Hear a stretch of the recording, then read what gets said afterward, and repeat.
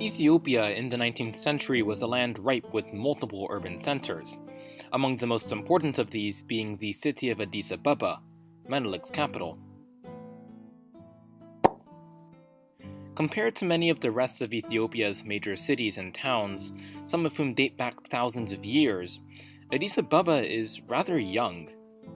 According to Historical Development of Addis Ababa, the region that would see the development of Addis Ababa was known as Finfine, and was inhabited by pastoralist Oromo peoples. The area, filled with sloping terrains, was known for a hot spring that was said to have valuable healing elements, something corroborated by travelers to the region. Given these qualities and other political advantages of the region, Shawan leaders wanted to build a capital there for a while.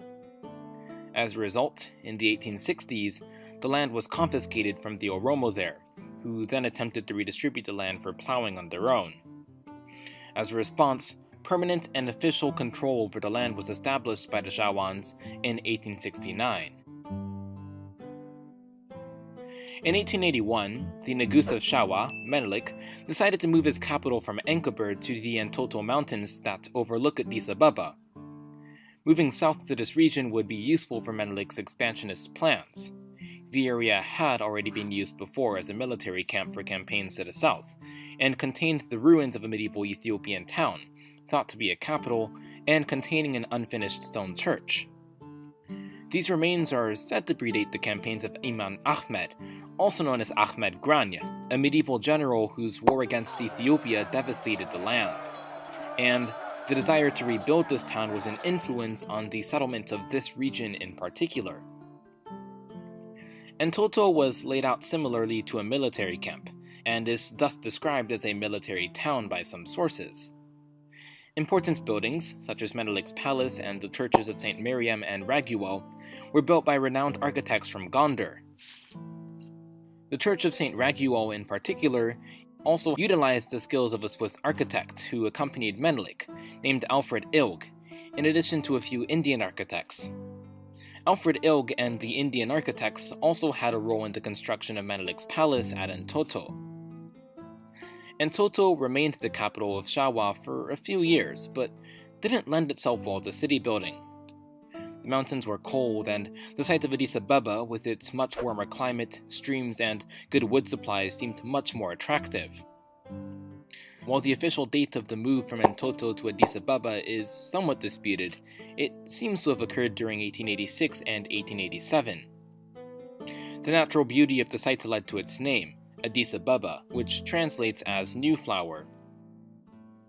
By 1888, the Shawan royal residence was unofficially moved from Entoto to the region around the hot springs, though officially, the royal residence kind of flip-flopped between Entoto and Addis Ababa.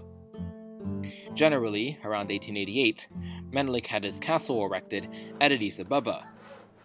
Menelik's queen, Taitu, is often credited with the development of the early settlement plan of the town. The settlement layout was generally based off of a traditional Ethiopian land distribution format, and worked something like this. Nobles, often military officials, were allocated land known as safar, in accordance to their rank, ras, the gas match, etc. These lots of land were generally centered around hills and other positions of elevated land, and naturally, the higher the rank of an individual, the higher elevated their hills would be. The noble would occupy the top of the hill in a residence known as the Gebi, and surrounding the noble residence would be the settlements of their followers and other commoners. Along with nobility-based settlements, there were also church-based settlements, which would see a church at their peak instead of a noble residence. Church settlements would be peaked with a church at the top, followed by some stores, an area for mass, then a poetry school, and then settlements for clergy and commoners. How many people lived in a safar was dependent on the rank of said safar's owner, and details on the population of Addis Ababa are hard to come by. Later travelers estimate that Entoto had a population of some 50,000. But in terms of permanent residency, that seems a bit high to me, as the site was populated primarily by Menelik, his military men, and their entourages, and there weren't that many permanent buildings there. Estimates from 1902 have Addis Ababa's permanent residential population at 40 to 50,000, and this is after the population spikes brought on by refugees from a famine and the victory of Adwa. So Addis Ababa's population, I'd assume at least, was lower than this, but probably somewhere in the thousands. As I hope has been illustrated by this, the development of Addis Ababa was indeed organized, but this type of urban development was often not appreciated by travelers. For example, the traveler Augustus Wilde wrote that, "The place cannot be called a town, but a conglomeration of hamlets and huts, with hardly a decent house to be seen anywhere. The whole area is nearly treeless and is very disappointing and not to be compared with a great many of the northern towns." It is generally true that in comparison to other urban settlements like Adwa, Mekelle, and Aksum, the newly developing town in Addis Ababa was not impressive by what we would consider traditional standards, but I still do not think that this is a fair assessment. These were, well, relatively densely populated areas, containing organized districts, or sefars, in ordered locations. As for the issue of Addis Ababa being, quote, nearly treeless, this was indeed a major issue that Menelik faced. Finfane had already lost a significant amount of its trees when lived in by the pastoralists, and now that a proper urban settlement was being developed, the demand for trees increased significantly. As a result of this problem, Menelik would have to order for massive amounts of wood to be imported from the neighboring hinterlands, sometimes up to 20 kilometers away.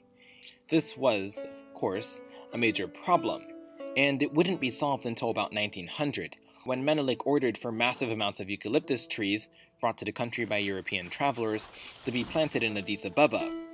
This would cause some later travelers to call Addis Ababa a city of eucalyptus.